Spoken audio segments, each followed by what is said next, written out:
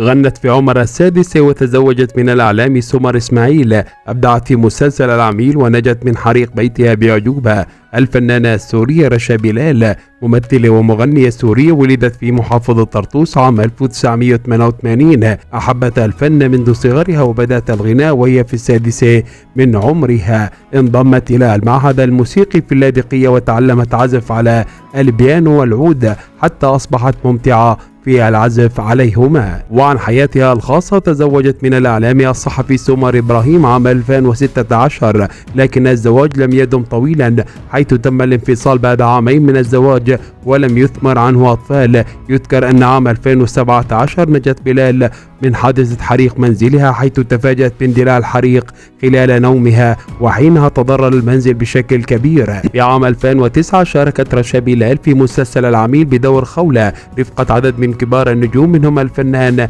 أيمن زيدان. وأنتم ما رأيكم بالفنانة السورية رشا بلال؟